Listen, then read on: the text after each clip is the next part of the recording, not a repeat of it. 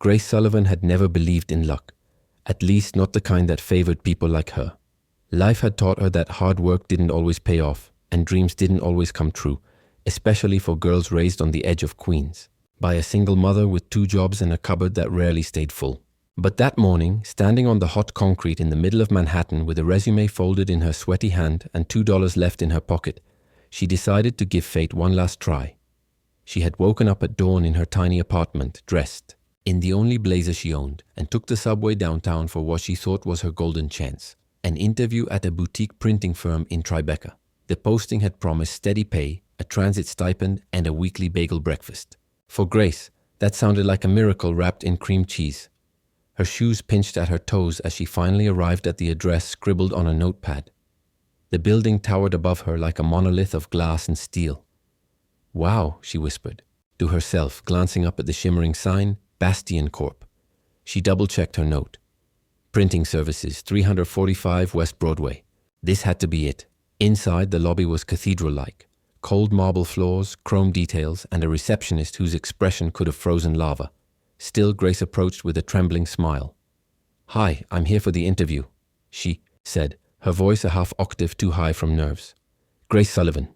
The woman behind the desk, barely glancing at her coffee-stained resume, handed her a badge. 17th floor, executive suite. Follow the signs. That should have been the first clue something was off. But Grace, still caught between hope and hunger, simply nodded and headed to the elevators.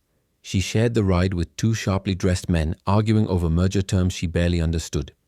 By the time she reached the 17th floor, the anxiety inside her had turned into a full-blown storm. An assistant ushered her into a glass conference room with sweeping views of the city. "Mr. Mercer will see you shortly," the woman said before disappearing like smoke. Grace tried to straighten her skirt, wondering if this place offered printing services or executive-level ego massages. She turned toward the window to settle her nerves. That's when the door clicked open and in walked the most commanding presence she had ever seen. Logan Mercer didn't just look like he belonged in this world. He looked like he'd built it. Sharp navy suit, not a hair out of place, and eyes so piercing they felt like X-rays. He sat across from her without a greeting, scrolling through his tablet. "Name?" he asked without looking up. "Grace Sullivan." He finally looked at her. "You're here for the secretary position?" Secretary? Grace's mind raced. She scanned the room, then glanced back at her resume. "I thought this was for a printing assistant role." He raised an eyebrow. "This is Bastion Tech. Global. Software and communications. The only printing we do is on billion-dollar contracts." The heat rose to her face like a siren. She stood half embarrassed, half terrified. I think I'm in the wrong building." Logan studied her slowly, thoroughly. Something about her didn't add up, but not in a bad way. She looked nervous, but genuine. Out of place, but not without purpose. "You walked into the wrong company, asked for the wrong job, and you're still standing there like you belong," he said. "I'm sorry," she replied, shoulders shrinking. "I just really needed today to work." "Why?" he asked, curious now. "Because it's been a hard month," she said, voice cracking. "Because I'm tired of rejection letters and half promises. Because I'm good at what I do, even if what I do isn't glamorous. I organize chaos. I find solutions. I show up when other people give up." There was a long pause. The city buzzed quietly outside the window. Logan tilted his head, intrigued. "Do you always pitch yourself this boldly?" he asked. "Only when I'm desperate." Something in her candor struck a chord he hadn't felt in years. Most people he interviewed were either too polished or too rehearsed. Grace was real.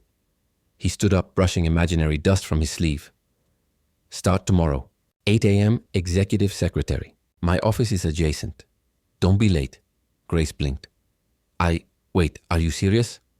As a heart attack. "But consider this a probationary chaos control experiment." She stood frozen for a moment before stepping toward the door, her badge still dangling from her neck like a golden ticket. As she entered the elevator, she felt a strange mix of confusion, awe, and laughter bubbling in her chest. Down in the lobby, she stood still, staring at the badge. "I walked into the wrong building and got a job. Either I'm dreaming or he's insane." Across 17 floors above her, Logan watched her leave through the panoramic window of his office. A smirk played at the corner of his mouth. "Grace Sullivan," he murmured to himself. "Let's see what kind of storm you bring." That night, Grace returned home, clutching the badge like a fragile secret. She didn't know what to expect tomorrow, what kind of people she'd be working with, or whether Logan Mercer would fire her before lunch. But something had changed. Not her luck, not her resume, but maybe her fate. Because sometimes the wrong door leads exactly where you're meant to be. Maya lingered at the edge of the pristine lobby, her scuffed shoes quietly sinking into the plush carpet. Behind her, the relentless buzz of New York City faded into the background. Ahead of her, a silence so intimidating it pressed against her chest like a weight. She clutched her resume tightly, creased, slightly smudged, but still the single most important piece of paper she owned. Her hands were trembling, but not just from nerves. She hadn't eaten since the previous morning. Her last few dollars had gone to a subway ticket and a cheap thrift store blouse that still smelled faintly of someone else's perfume. The building was nothing like what she'd imagined. Harrison Brew, the ad had said. A neighborhood coffee house. Friendly, reliable, warm. But the structure in front of her was a glittering skyscraper with a nameplate reading Harrison Global Holdings and mirrored glass that reflected the blue sky like it owned it. Still, Maya had come too far to turn back now. She stepped in. The receptionist gave her the kind of once-over reserved for lost tourists or badly dressed interns. "Can I help you?" she asked, her tone flat. Maya squared her shoulders. "Yes, I'm here for the job interview. Maya Brooks." The woman tapped. A few keys, frowned, then handed over a visitor badge. "Floor 31, office 3102. Take the elevators to your right." "Thank you," Maya whispered, blinking in disbelief. As she rode the elevator, surrounded by polished professionals in tailored suits, she tried to make herself smaller. She tugged her cardigan sleeves over her wrists to hide the frayed edges and attempted to mimic the posture of confidence. She was surrounded by people who looked like they belonged here. But she had walked in off the street with nothing but a dream and a resume printed at the library. When the elevator doors opened with a chime, she followed the flow of people and made her way to room 3102. The waiting area was sleek and silent, with floor-to-ceiling windows offering a view of the Hudson River. Her stomach churned as she sat down. Within minutes, a young woman with a tight bun and sharper heels appeared. "Miss Brooks?" she asked. Maya stood, nearly tripping, over her own feet. "Right this way. Mr. Harrison will see you now." Maya blinked. "Harrison?" She followed the assistant down a hallway that looked like it belonged in a luxury hotel. Then the assistant opened the door to a private office larger than her entire apartment. Sitting behind a dark oak desk with sleeves rolled up and a gaze that could cut glass was a man who looked like he belonged on the cover of a financial magazine. His hair was dark, meticulously styled, and his eyes, the color of cold steel, barely flicked up from his tablet. "Name?" he asked. "Maya Brooks," she said, her voice thin. He glanced at her resume, then back at her. "You're here for the executive secretary position?" Maya blinked. "No, I'm here for the barista job. At Harrison Brew." Silence. The man slowly put down the tablet. "Harrison Brew is a small coffee kiosk in our building's lobby, 2 floors down." "Oh." Maya flushed crimson. "Then I must be in the wrong place," he said, finishing her sentence. Maya opened her mouth to apologize and leave, but something in his eyes shifted. Curiosity? Amusement? "You're applying to serve coffee, and instead you walked into the nerve center of a multi-billion-dollar company." "That's a first," he said dryly. I'm really sorry. I'll go." But she didn't move, and he didn't tell her to. Instead, he leaned back in his chair, studying her like a problem he hadn't solved yet. "You know," he said, "we've had 3 executive assistants quit this year. One got overwhelmed, one eloped with her yoga instructor, and the third decided she was destined to write a novel about tech CEOs and workplace trauma."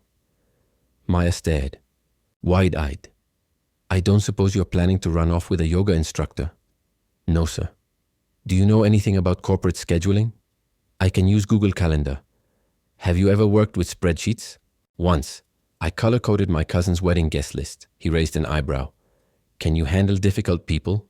"I grew up with 6 brothers and a mother who critiques grocery receipts." He chuckled. It was just a breath of a sound, but Maya latched onto it like a lifeline. "And if I asked you to pretend you belong in this office, could you do it?" "I've been pretending I belong in places my whole life." Silence again. And then, miraculously, "Start Monday, 8 a.m. You'll be my assistant." Maya gaped. "Are you serious?" "Dead serious." but don't embarrass me." And with that, he turned back to his tablet, leaving Maya standing there with her mouth open and her heart racing. As she walked out, she kept glancing at the badge on her shirt, half expecting someone to stop her and say, "Just kidding." No one did. When she stepped back into the elevator, she stared at her reflection in the mirrored walls. Same clothes, same messy bun. But something inside her had shifted. By the time she reached the ground floor, she was smiling. She didn't get a job serving coffee. She got a job as the assistant to Jacob Harrison, the most private, powerful, and unattached CEO in all of Manhattan, and she had no idea what she'd just gotten herself into. Grace Sullivan stood in front of the towering glass building of Bastion Tech, the morning sun reflecting off its sleek surface. The previous day's unexpected job offer from Logan Mercer, the enigmatic CEO, still felt surreal. She took a deep breath, adjusted her modest attire, and stepped into the lobby, determined to make the most of this unforeseen opportunity. Inside, the atmosphere buzzed with efficiency. Employees moved with purpose, their polished appearances a stark contrast to Grace's humble demeanor. She approached the reception desk, where a poised assistant greeted her with a nod and directed her to the executive floor. As the elevator ascended, Grace's thoughts raced. The idea of working closely with someone like Logan Mercer was both exhilarating and intimidating. She recalled their brief interaction, the way he had seen something in her, despite her accidental intrusion into his world. The elevator doors opened to reveal a pristine corridor leading to Logan's office. Grace walked in, her footsteps echoing. Softly, Logan looked up from his desk, his expression unreadable. "You're early," he remarked, a hint of amusement in his voice. "I believe in punctuality," Grace replied, offering a tentative smile. He gestured to a chair across from his desk. "Have a seat. There's something we need to discuss." Grace sat down, her curiosity piqued. "My grandmother, Eloise Mercer, is a formidable woman," Logan began. "She's been pressuring me to settle down, to find a suitable partner." Grace raised an eyebrow, unsure of where this conversation was heading. "To alleviate her concerns, I need someone to pose as my fiancé," he continued. "Just for a few weeks." Grace blinked, taken aback. "You want me to pretend to be your fiancé?" Logan nodded. "In return, you'll receive a generous bonus, flexible hours, and a glowing reference." She considered the proposition, weighing the pros and cons. The offer was unconventional, but the benefits were undeniable. "All right," she agreed, "but we need ground rules." Logan leaned back, intrigued. "Such as?" "No personal questions beyond what's necessary," Grace stated. "And we maintain professionalism at all times." "Agreed," he said, a faint smile playing on his lips. Over the next few days, Grace immersed herself in her new role. She familiarized herself with Logan's schedule, coordinated meetings, and managed correspondence. Despite the initial awkwardness, they developed a rhythm, their interactions becoming more fluid. One evening, Logan invited Grace to dinner at his grandmother's residence. The townhouse in the West Village exuded old-world charm, its interiors adorned with antique furnishings and family portraits. Eloise greeted them with a discerning gaze, her sharp eyes assessing Grace. "So this is the woman who's captured my grandson's heart," she said, her tone laced with skepticism. Grace met her gaze, unwavering. "It's a pleasure to meet you, Mrs. Mercer." Throughout the meal, Grace navigated the conversation with poise, sharing anecdotes and expressing genuine interest in Eloise's stories. By the end of the evening, the matriarch's demeanor had softened. As they left, Logan turned to Grace. "You handled that remarkably well." She shrugged, a playful glint in her eyes. "I've had practice dealing with formidable women." Their arrangement continued, with Grace accompanying Logan to various events and functions. They crafted a believable narrative of their relationship, complete with shared memories and inside jokes. One afternoon, while reviewing documents in Logan's office, Grace glanced up to find him studying her. "What?" she asked, self-conscious. "You're different from anyone I've met," he said. "Authentic." She smiled, touched by the compliment. "I could say the same about you." As days turned into weeks, the lines between their fabricated relationship and reality began to blur. They shared moments of genuine connection. A shared laugh, a comforting touch, a lingering glance. One evening, after a particularly grueling day, they found themselves alone in the office. The city lights twinkled outside, casting a soft glow. "Grace," Logan began, his voice hesitant. "This started as a charade, but I find myself looking forward to our time together." She looked at him, her heart pounding. "I feel the same." They stood in silence, the air charged with unspoken emotions. Slowly, Logan reached out, his hand gently brushing hers. In that moment, the pretense fell away, leaving only the undeniable truth of their feelings.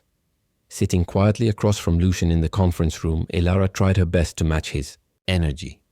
Calm, efficient, unshakably professional. She had never felt more out of place. While he scrolled through his calendar, making notes on meetings and briefings, she stared at the elegant decor of the office, the clean lines of the furniture, the overwhelming sophistication of it all. This wasn't just an accidental detour. It was an entirely different world. Finally, Lucian looked up. "You start tomorrow, 8 sharp. Be ready." She nodded, her voice catching. "Yes, Mr. Thorne. I mean Lucian." A ghost of a smile tugged at the corners of his mouth, but he said nothing. As Elara stood and walked out, the badge still hanging from her neck, she felt the floor under her feet tilt slightly, not from imbalance, but from disbelief. She'd walked in expecting a minimum wage copy job. Now she was walking out hired by one of the most powerful men in Manhattan. That night, her tiny apartment felt smaller than ever. She sat on her futon with a notebook in hand, listing what she might need for her first real day in the corporate world. A new blouse, maybe shoes that didn't squeak, and definitely a crash course in whatever it was executive assistants were supposed to do. Her roommate, Shayla, watched from across the room. "Let me get this straight," Shayla said, eyebrow arched. "You walked into the wrong building and got a job with the Lucian Thorne, the tech mogul billionaire whose face is on every Forbes cover?" Elara nodded, her mouth full of cereal. "It's not a joke." Shayla stared at her for a beat, then burst into laughter. "Girl, the universe must have hit shuffle on your life." Elara laughed with her, but deep down anxiety was brewing. This job, this opportunity, felt like a threadbare bridge over a canyon. One wrong step and everything would collapse, but she also knew something else. She wasn't going to let it collapse. The next morning, she showed up at the sleek glass Tower of Thorne Enterprises 10 minutes early, wearing a carefully ironed blouse and a second-hand blazer that smelled faintly of lavender dryer sheets. Her shoes didn't match, but they didn't squeak. A victory. Inside, the lobby was buzzing. People moved with purpose, dressed in charcoal suits and black heels, eyes glued to phones and tablets. No one looked at her twice. That was both a relief and a new kind of intimidation. At the front desk, the same receptionist from the day before greeted her with a blank expression. "Welcome back, Miss Brennan. Go on up, he's expecting you." Elara rode the elevator to the 17th floor, heart thudding like a bass drum. The glass doors parted and she stepped out into the executive wing. There was a subtle scent in the air, coffee, leather, and polished wood. The hum of high-level operations. Amanda, Lucian's executive assistant and the gatekeeper to everything, met her with a clipboard in hand and a look that said she didn't suffer fools. "This way," Amanda said without pleasantries. "You'll sit here. This is your workspace. These are the files you'll review today. Do not be late for the morning debriefing, and please do not under any circumstances rearrange Mr. Thorne's schedule without confirmation." Elara barely nodded as she was handed a slim laptop and a detailed list of tasks. Amanda left without another word, and Elara exhaled. The hours ticked by in a blur. She misfiled 3 documents, sent 1 email to the wrong department, and nearly panicked when she couldn't find the reply all button. But she also learned the coffee preferences of 3 key executives, figured out how to navigate the company's digital database, and even managed to calm down an irate supplier on the phone. By lunchtime, her head was pounding. She wandered into the company cafeteria, where clusters of employees huddled around small tables, talking in hushed, efficient tones. Elara grabbed a salad and sat alone by the window. For a while, she just stared out at the skyline. The Empire State Building stood tall in the distance, a reminder of where she was and how far she'd come. "Mind if I join you?" a voice said. She looked up to see a man in a button-down shirt and jeans, his ID tag swinging from his neck. He had a warm smile and the kind of friendly demeanor that immediately put her at ease. "I'm Theo," he said, setting down his tray. "Design team. You're new?" "Very," she replied with a grateful smile. "Elara, executive assistant?" "Ooh," Theo said with mock seriousness. "You work for the Ice King himself." "The what?" "Lucian Thorne," Theo whispered. "He's not exactly known for being warm and fuzzy." Elara laughed, a genuine sound. "Yeah, I picked up on that." They chatted for the rest of lunch, and for the first time since her accidental employment, Elara felt like maybe, just maybe, she could belong here. Maybe this wasn't a colossal mistake. Maybe it was the start of something she never knew. She needed. Later that day, as she returned from a printing error run, she passed Lucien's office. The door was open just enough for her to see him at his desk, his sleeves rolled up, head bent over a stack of documents. He looked intense, powerful, and impossibly untouchable. But then he looked up, and for a split second their eyes met. He nodded once, a silent acknowledgement. Ilara kept walking, heart racing. In the span of 48 hours, her life had gone from stagnant to chaotic, to something resembling a miracle. And deep in her chest, past the fear and self-doubt, a spark of hope flickered to life. Grace Sullivan had always believed that life had a peculiar way of unfolding. Just when she thought she had it all figured out, the universe would throw her a curveball, challenging her perceptions and pushing her boundaries. Working as the executive assistant to Logan Mercer was one such curveball, a role she had stumbled into by accident but had grown into with unexpected ease. The days at Bastion Tech were long and demanding. Grace found herself juggling meetings, coordinating schedules, and managing the intricate details of Logan's professional life. Yet amidst the chaos, she discovered a rhythm, a sense of purpose that had eluded her in previous jobs. Logan, with his sharp intellect and unwavering focus, was a force to be reckoned with. But beneath his stoic exterior, Grace sensed a depth, a complexity that intrigued her. Their interactions were initially formal, marked by professionalism and mutual respect. However, as weeks turned into months, subtle shifts began to occur. A shared glance during a meeting, a brief exchange of smiles in the hallway, or a casual conversation over coffee. Each moment added layers to their evolving relationship. One evening, as they worked late in the office, the atmosphere shifted. The usual hum of activity had quieted, leaving only the soft tapping of keyboards and the occasional rustle of papers. Grace looked up from her screen to find Logan watching her, a contemplative expression on his face. "Grace," he began, his voice softer than usual. "Have you ever considered what it would be like to step away from all of this? To leave the corporate world behind and pursue something entirely different?" The question caught her off guard. She pondered for a moment before responding, "Sometimes. But I think I'd miss the structure, the challenges. There's a certain satisfaction in solving problems and making things run smoothly."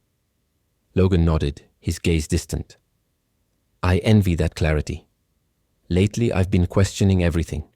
My choices, my goals, even the path that led me here."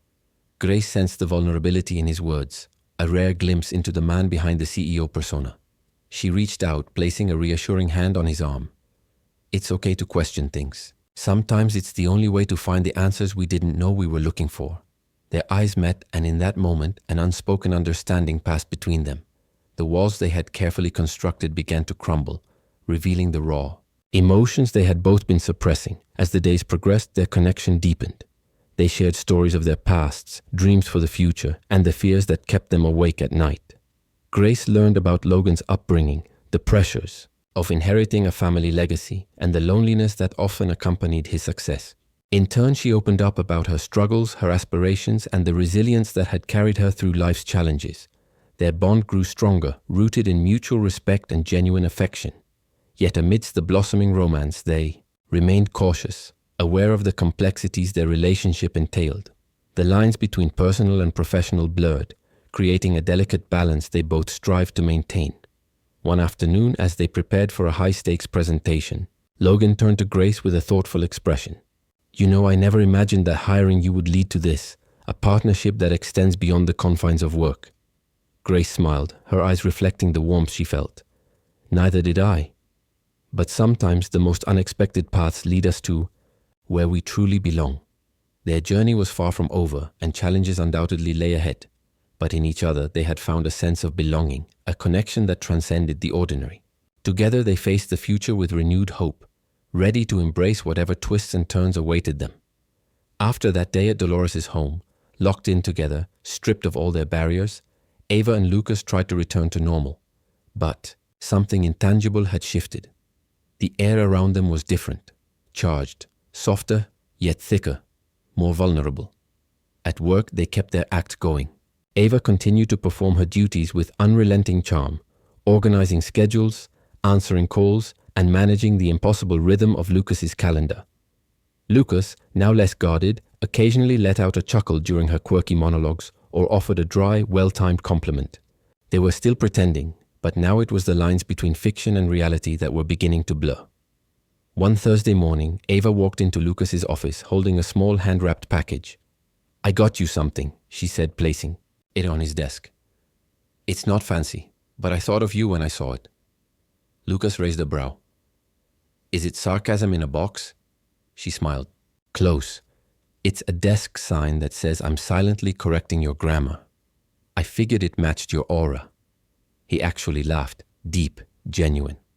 "It does. Thanks." That same afternoon, Ava got a call from an old friend. Her voice wavered slightly when she hung up. Lucas noticed, and though he didn't say anything right away, he brought 2 cups of coffee into her office a little later. One black, one with 2 creams and sugar, just the way she liked it. "Want to talk?" he asked, setting them down gently. Ava hesitated, then nodded. "It's my landlord. He's selling the building. I have 60 days to move." Lucas leaned against the edge of her desk. "Do you need help finding a new place?" She looked up. Her eyes conflicted. "I don't want to leave the neighborhood. It's the only thing that's felt like home in years. But the prices..." She trailed off. Lucas didn't say anything immediately. He watched her, saw the subtle panic she was trying to mask, and finally asked, "What if you didn't have to move?" She narrowed her eyes. "Lucas, I mean it. We're already living together for show. What if it became a little more official? Just until you find something long-term. There's a second guest room that's empty." Ava blinked. "Are you sure?" He nodded quietly. "I want to help." When Ava moved her things in, again, it was quieter than the first time. No dramatic suitcase dragging. No sarcastic commentary. Just 2 people making space for each other, literally and emotionally. Lucas found himself adjusting his morning routine. He'd always started his day in silence, reviewing reports over black coffee. But now he found himself waiting for the soft sound of Ava's footsteps, her cheerful good morning, which usually came with mismatched socks and a story about a neighbor's cat or an old song she remembered from childhood. One evening, after a long investor dinner where they had to play the perfect couple once again, Lucas surprised Ava with a detour on the drive home. "Where are we going?" she asked, peering out the window. "You'll see," he said, pulling into an overlook just outside the city. The skyline glittered beneath them, a cascade of golden lights that looked like stars scattered across the ground. "It's beautiful," she whispered. "I come here when I need to think," he said. "Or when I forget what all the rushing is for." They stood in silence for a few minutes, watching the cars snake through the roads below, the world moving in slow rhythm. Then Ava said softly, "You don't talk about your parents much." Lucas exhaled. "There's not much to say. My dad left when I was 10. My mom. She tried. But after he left, she shut down. Work became my escape." Ava didn't press further. Instead, she reached for his hand. Just held it. No questions, just presence. And Lucas, who had spent his whole life bearing vulnerability beneath schedules and strategy, let his fingers curl around hers. Back at the apartment, the rhythm between them continued to evolve. Ava began adding little touches to the shared space. Colorful rug in the living room, magnets on the fridge shaped like fruit, a scent diffuser that made the whole apartment smell like vanilla and citrus. Lucas, at first hesitant, gradually began to enjoy the changes. Her chaos, as he once called it, brought life to his silence. And yet neither of them dared to name what was happening between them. It wasn't until Lucas had a difficult board meeting that something shifted again. He returned home late, tension etched into his face. Ava was waiting with dinner, nothing elaborate, just pasta and garlic bread. But when he walked in, something about the soft lighting, the smell of warm food, and the way she looked at him, made him stop. "You're home," she said simply. And he realized he was. Not just in a space, but in a feeling. Later that night, Lucas sat at the kitchen island while Ava washed the dishes. "I've been thinking," he said. "Dangerous." She teased over her shoulder. He smiled faintly. What if this arrangement wasn't just an arrangement? Ava paused, hands submerged in soapy water. "What do you mean?" "I mean, what if we stop pretending?" She turned to look at him. Her face was unreadable, but her eyes, those endlessly expressive eyes, were wide open. "Lucas, are you saying what I think you're saying?" "I don't know," he said, "but I think I've fallen for you. Somewhere between the fake dates and the elevator rides and your mismatched socks. I don't know when it happened, but it did." Ava dried her hands slowly, walked over to him, and took both of his hands in hers. "I was hoping you'd say that," she whispered. They stood there for a long time holding each other, not saying much, just letting the weight of unspoken truths fall away. The next morning, Lucas called his grandmother. "Dolores," he said, "I'm listening. We need to talk. And yes, it's about Ava." "I knew it," she exclaimed. "I told you to. We're more than just fake smiles and pretty dinners." Lucas chuckled. "You were right, as always." The days that followed were a whirlwind of emotions for Grace Sullivan. The lines between her professional duties and personal feelings for Logan Mercer had blurred beyond recognition. Their interactions were laced with a newfound intimacy, a silent acknowledgement of the growing bond between them. Yet amidst the burgeoning romance, Grace couldn't shake the feeling that something was amiss. One evening, as she organized files in Logan's office, she stumbled upon a document that made her heart race. It was a contract outlining a merger between Bastion Tech and another conglomerate, a deal that had been kept under wraps. The terms were aggressive and the implications vast. Grace's mind raced with questions. Why hadn't Logan mentioned this? What did it mean for the company and for them? Determined to get answers, Grace confronted Logan the next morning. "I found the merger documents," she began, her voice steady but laced with concern. "Why didn't you tell me?" Logan looked up from his desk, his expression unreadable. "It wasn't finalized. I didn't want to worry you." "But I'm your assistant," she pressed. "I should be in the loop." He sighed, rubbing his temples. "Grace, this deal is complicated. There are factors at play that you don't understand." She felt a pang of hurt. "Try me." Their eyes locked, the tension palpable. After a moment, Logan relented. "The merger is a strategic move to expand our market share, but it's not without risks. I didn't want to involve you until I was certain." Grace nodded slowly, absorbing his words. Yet a seed of doubt had been planted. Trust, once unwavering, now wavered. As the days passed, the atmosphere between them grew strained. Their conversations became curt, their interactions tinged with unease. Grace couldn't shake the feeling that Logan was hiding something. Her suspicions were confirmed when she overheard a heated phone call between Logan and his father, Richard Mercer. The elder Mercer's voice was loud and accusatory. "You're letting your emotions cloud your judgment, Logan. This merger is a mistake." Logan's response was equally heated. "I'm doing what's best for the company." Grace's heart sank. The merger wasn't just a business decision. It was a battleground for familial power struggles. Later that evening, Grace confronted Logan once more.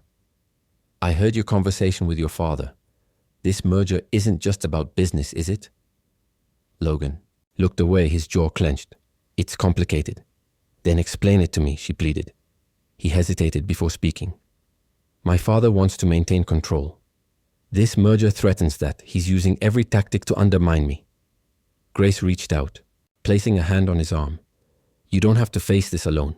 He looked at her, vulnerability flickering in his eyes. "I appreciate that, Grace, but some battles I have to fight on my own." Their relationship, once a source of solace, had become a minefield of secrets and unspoken tensions. Grace found herself questioning everything, her role, her feelings, and the future they might have together. One night, unable to sleep, Grace wandered into the office's rooftop garden. The city lights stretched out before her, a tapestry of possibilities and uncertainties. She was lost in thought when Logan joined her. "I didn't expect to find you here," he said softly. She offered a faint smile. "Couldn't sleep." They stood in silence, the cool night air wrapping around them. "I'm sorry," Logan began, "for keeping you in the dark. I thought I was protecting you." Grace turned to face him. "I don't need protection, Logan. I need honesty." He nodded, taking her hands in his. "You're right. From now on, no more secrets." Their eyes met, a silent agreement passing between them. They leaned in, their lips meeting in a tender kiss, a promise of transparency, of facing challenges together. Yet as they embraced, Grace couldn't shake the feeling that more obstacles lay ahead. The path they had chosen was fraught with challenges, but together they were determined to navigate it. As the days passed, Harper gradually adjusted to life in Grayson's upscale Manhattan apartment. It was still strange. The marble floors, the precise silence, the high-end coffee machine that needed a PhD to operate. But she was adapting. And in that process, something quietly transformative began to happen. Harper stopped feeling like a guest in someone else's life. She was building a place for herself inside this controlled world. Grayson, on the other hand, was beginning to realize something he hadn't allowed himself to acknowledge before. Harper's presence made everything feel lighter. It wasn't just her jokes or the way she sang badly to pop songs while making toast. It was how her energy shifted the atmosphere in the apartment.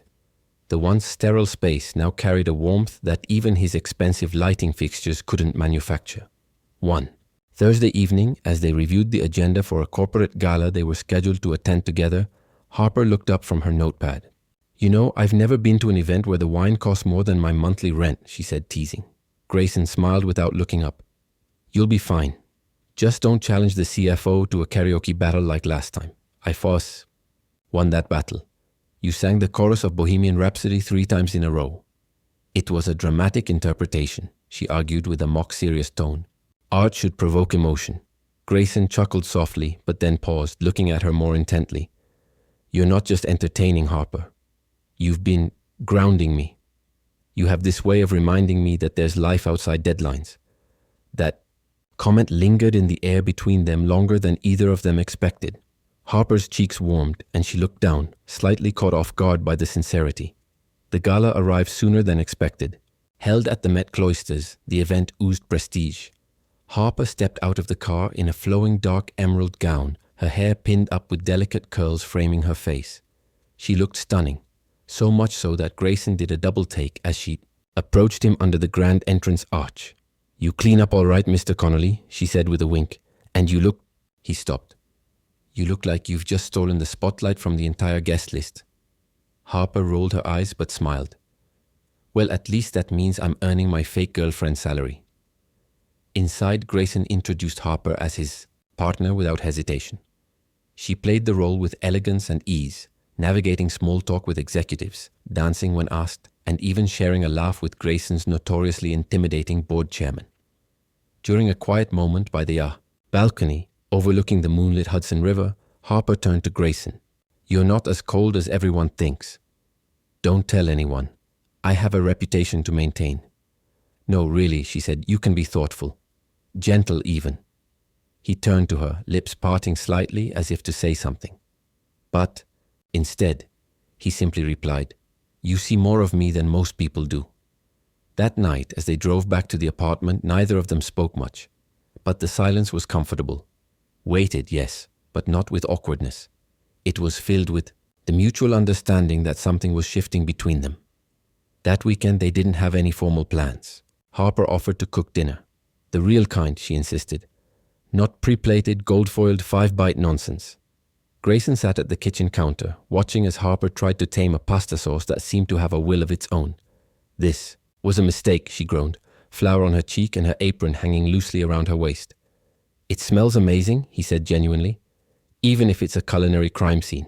Harper laughed. "Thanks for the vote of confidence." By the time they sat down to eat, pasta slightly overcooked, salad slightly underdressed, it felt like a feast. They talked about their childhoods. Harper shared stories of being raised by her aunt in Boston, her first job at a bookstore, how she once got fired from a coffee shop for making hearts in the foam without permission. Grayson, for the first time, told her about his father's silence growing up, his relentless drive to succeed, and how he had forgotten to enjoy the things he was working so hard to build. Later, as Harper stood by the window sipping wine, Grayson joined her. "You're nothing like anyone I've known." "Is that a compliment or a warning?" "It's a revelation." She looked at him, eyes soft. "I never expected to find any of this. You, the job, the messiness of it all. But I'm glad I walked into the wrong building." Grayson took her hand gently. "And I'm glad I hired the girl who thought this was a copy shop." They didn't kiss. Not yet. But their fingers intertwined naturally, and the moment held more intimacy than any scripted affection ever could. That night, as Harper lay in bed, she couldn't stop thinking about how far she'd come. From an accidental interview to building something real, something unspoken, with a man who once seemed unreachable. And though neither of them had said the words out loud, the truth was beginning to take shape, quietly, undeniably. The morning sun filtered through the tall windows of the Mercer estate, casting golden hues across the polished floors. Grace Sullivan stood at the threshold of the study, the weight of the previous night's revelations pressing heavily on her shoulders. The merger, the secrets, and the emotional distance that had crept between her and Logan were taking their toll.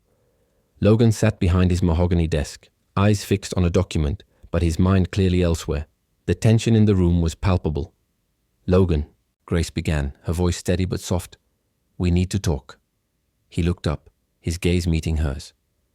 "About the merger?" "About everything," she replied, stepping into the room. "The merger, your father, us." He sighed, leaning back in his chair.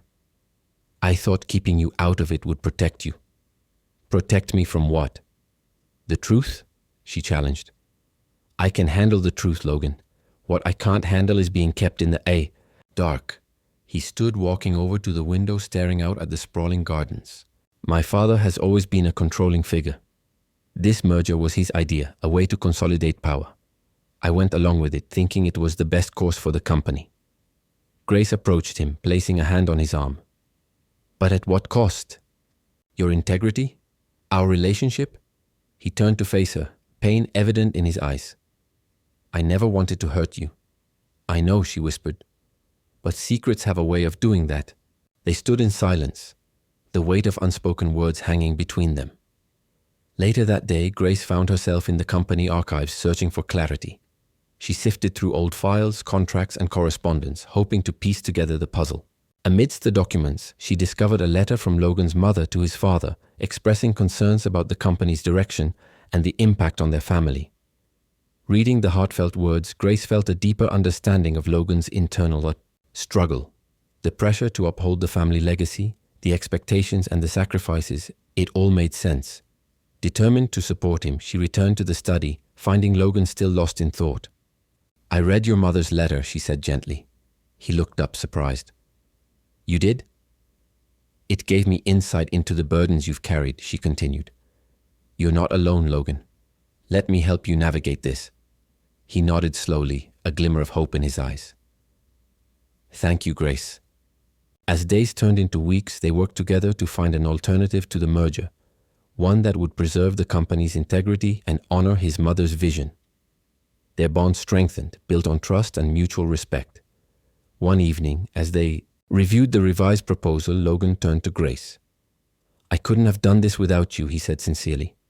She smiled, placing a hand over his. "We're a team." Their eyes met, and in that moment the past's shadows seemed to recede, replaced by the promise of a brighter future. The morning sun filtered through the tall windows of the Mercer estate, casting golden hues across the polished floors. Grace Sullivan stood at the threshold of the study, the weight of the previous night's revelations pressing heavily on her shoulders. The merger, the secrets, and the emotional distance that had crept between her and Logan were taking their toll. Logan sat behind his mahogany desk, eyes fixed on a document but his mind clearly elsewhere. The tension in the room was palpable. "Logan," Grace began, her voice steady but soft. "We need to talk." He looked up, his gaze meeting hers. "About the merger?" "About everything," she replied, stepping into the room. "The merger, your father, us," he sighed, leaning back in his chair. "I thought keeping you out of it would protect you." "Protect me from what?" "The truth," she challenged. "I can handle the truth, Logan. What I can't handle is being kept in the dark." He stood walking over to the window, staring out at the sprawling gardens. "My father has always been a controlling figure. This merger was his idea, a way to consolidate power. I went along with it, thinking it was the best course for the company." Grace approached him, placing a hand on his arm. "But at what cost? Your integrity? Our relationship?" He turned to face her, pain evident in his eyes. "I never wanted to hurt you." "I know," she whispered. "But secrets have a way of doing that." They stood in silence, the weight of unspoken words hanging between them. Later that day, Grace found herself in the company archives searching for clarity. She sifted through old files, contracts, and correspondence, hoping to piece together the puzzle. Amidst the documents, she discovered a letter from Logan's mother to his father, expressing concerns about the company's direction and the impact on their family. Reading the heartfelt words, Grace felt a deeper understanding of Logan's internal struggle. The pressure to uphold the family legacy, the expectations and the sacrifices, it all made sense. Determined to support him, she returned to the study, finding Logan still lost in thought. "I read your mother's letter," she said gently. He looked up, surprised. You did? It gave me insight into the burdens you've carried, she continued. You're not alone, Logan. Let me help you navigate this. He nodded slowly, a glimmer of hope in his eyes. Thank you, Grace. As days turned into weeks, they worked together to find an alternative to the merger, one that would preserve the company's integrity and honor his mother's vision. Their bond strengthened, built on trust and mutual respect. One evening, as they reviewed the revised proposal, Logan turned to Grace. I couldn't have done this without you, he said sincerely. She smiled, placing a hand over his. We're a team. Their eyes met, and in that moment, the past shadows seemed to recede, replaced by the promise of a brighter future. The days following the confrontation with Logan's father were a whirlwind of activity. Grace found herself immersed in the intricacies of corporate negotiations, her mind constantly racing with strategies and contingencies. Yet amidst the chaos, a sense of unease lingered, a nagging feeling that the storm was far from over. One evening, as she sat in her apartment reviewing documents, her phone buzzed with a message from an unknown number. The text read, Meet me at Café Lumière at 9 p.m. It's about Logan. Intrigued and apprehensive, Grace decided to go. At the cafe, she was greeted by a woman in her early 40s, elegantly dressed with piercing blue eyes that mirrored Logan's. You must be Grace, the woman said, extending her hand. I'm Evelyn, Mercer, Logan's aunt. Grace was taken aback. I didn't know Logan had an aunt. Evelyn smiled wistfully. There's a lot about the Mercer family that's been kept hidden. I'm here because I believe you deserve to know the truth. Over steaming cups of coffee, Evelyn recounted tales of family feuds, power struggles, and secrets buried deep within the Mercer legacy. She spoke of Logan's mother, a woman of grace and integrity who had been overshadowed by the domineering presence of Richard Mercer. Evelyn revealed that the merger was not just a business move, but a calculated attempt by Richard to erase any remnants of his late wife's influence. Grace listened intently, her heart heavy with the weight of revelations. The pieces of the puzzle were falling into place, painting a picture of manipulation and control. Determined to confront Logan, Grace returned to the Mercer estate. She found him in the study, engrossed in a stack of papers. Logan, she began, her voice trembling. I met your aunt tonight. She told me everything. He looked up, surprise flickering in his eyes. Evelyn?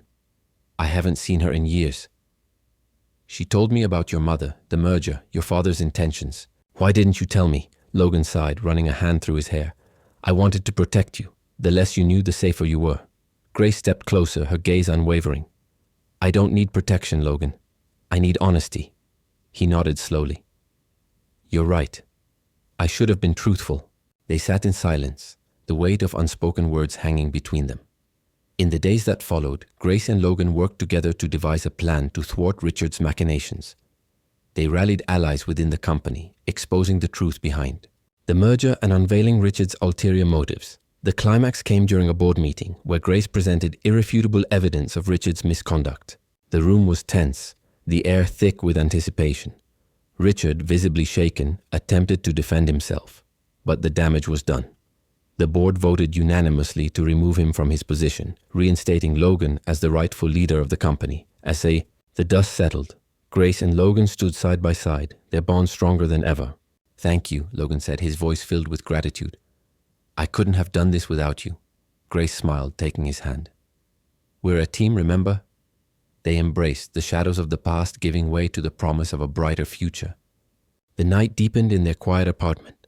The clinking of cups in the kitchen was the only sound between them. Isla leaned her arms on the counter, her fingers tracing invisible patterns on the granite surface.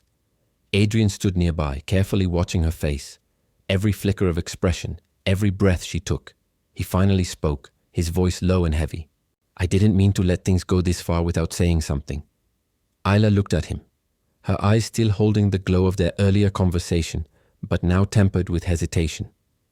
Go this far? She echoed, her voice soft. Adrian, we crossed that line the moment we let ourselves feel anything real. He nodded slowly. I know, and I kept pretending like it was just a contract, just a favor. But I was lying. Not to you, at least not on purpose. To myself.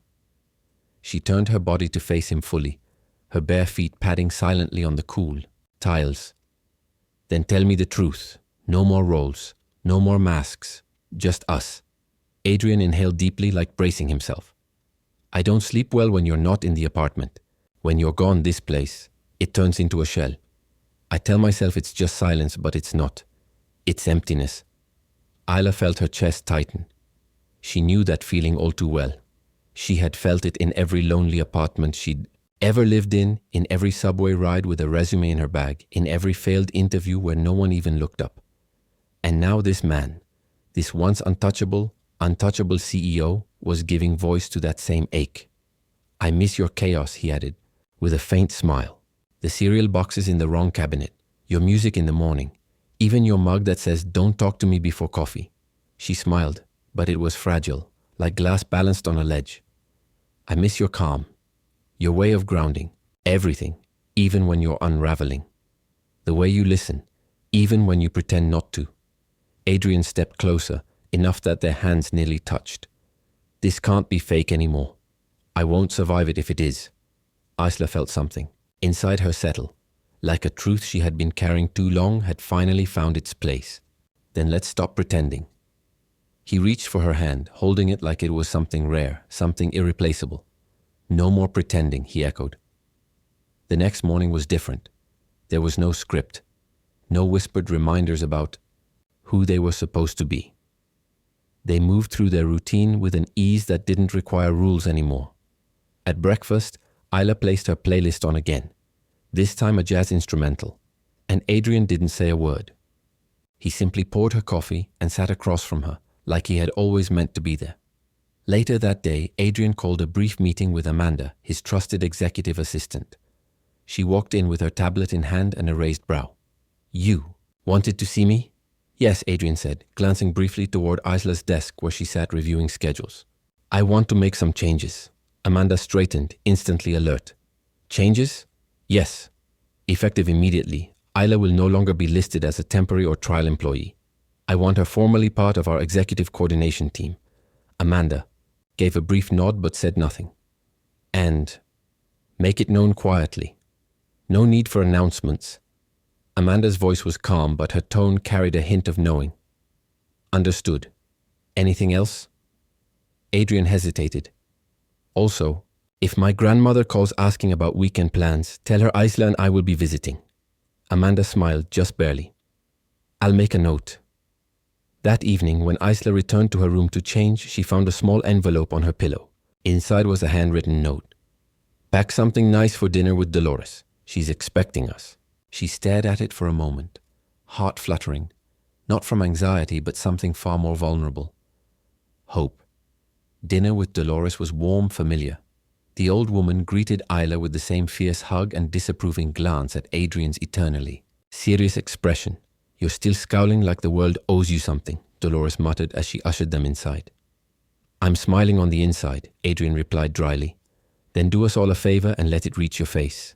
They laughed, and the evening unfolded with stories, laughter, and little moments of unspoken affection between Adrian and Isla, his hand brushing against hers when passing the salad bowl, her eyes lingering just a second longer than necessary. Dolores watched it all with a quiet satisfaction. As they said their goodbyes later that night, Dolores hugged Isla again. You brought something into his life I thought he'd buried for good. Isla blinked. What's that? A sense of wonder. They returned to the apartment in silence, but it wasn't awkward. It was the silence that followed something. True, like the closing notes of a beautiful song. In the days that followed, the rhythm of their life shifted into something that felt permanent. Not staged, not negotiated, real. They started leaving small things for each other. Adrian would leave sticky notes with reminders and random thoughts on Isla's desk, and Isla began keeping his favorite tea stocked in the pantry. They never talked about it. They didn't need to. But the reality of their beginning lingered in the back of Isla's mind. What they had started as a lie was now undeniably something else. But what if others still saw it as a lie? That worry found its way into her chest one evening as they walked back from a company charity event. Adrian was holding her hand openly now, no longer pretending. Adrian, she said as they neared their building, do you ever think about how this all started? About if people would understand? He paused, turning to face her. What other people think used to matter to me more than it should have. But not now. She nodded. Though the uncertainty didn't fully leave her, Adrian continued, "Let them think whatever they want. I know what's real. You do too. That's enough for me." And somehow it was enough for her too. Still, as they walked into the building lobby, Isla couldn't help but glance at the security guard's curious look, the elevator attendant's knowing smile. Let them wonder, she told herself. We earned this, one imperfect, honest step at a time. By the time they reached their floor, the tension in her chest had dissolved. Adrian reached for her hand again, squeezing it gently as the elevator dinged open. And just like that, Isla knew. What they had wasn't built on pretending anymore. It was built on every brave thing they had done since. The days following the board meeting were a whirlwind. Grace found herself at the center of a media storm, her name splashed across headlines as the woman who took down Richard Mercer. The weight of public scrutiny was immense, but she bore it with the same resilience that had carried her through every challenge thus far. Logan, now reinstated as CEO, was a constant presence by her side. Their bond had deepened, forged in the crucible of adversity. Yet beneath the surface, Grace sensed a lingering tension, a shadow of doubt that threatened to unravel everything they had built. One evening, as they sat in the study reviewing documents, Grace broached the subject. "Logan, there's something we need to discuss." He looked up, concern etched on his face. "What is it?" "Your father," she said, choosing her words carefully. "He's not going to take this lying down." Logan sighed, running a hand through his hair. "I know he's already started making calls, trying to rally support among the shareholders." Grace nodded. "We need to be prepared. He's not just going to walk away." Over the next few weeks, they worked tirelessly to fortify their position. They met with key stakeholders, presented their vision for the company's future, and addressed concerns head-on. Slowly but surely, they began to rebuild trust and confidence. But Richard was not one to be underestimated. He launched a smear campaign, feeding the media false narratives and sowing seeds of doubt among the board members. The pressure was relentless, and Grace found herself questioning whether they could withstand the onslaught. One night, as she sat alone in the study, the weight of it all threatened to crush her. Tears welled in her eyes as she stared at the documents before her, the words blurring together. Logan entered the room, his expression softening as he saw her distress. He crossed the room and knelt beside her, taking her hands in his. "We're going to get through this," he said gently. "Together." Grace looked into his eyes, finding solace in their depth. "I just don't know how much more I can take." He pulled her into an embrace, holding her tightly. "You're the strongest person I know, and I believe in us."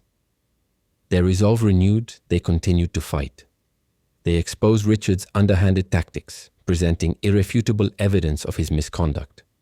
The tide began to turn, and support for their leadership grew. In a final act of desperation, Richard attempted to stage a hostile takeover, but his efforts were thwarted, and he was forced to resign in disgrace.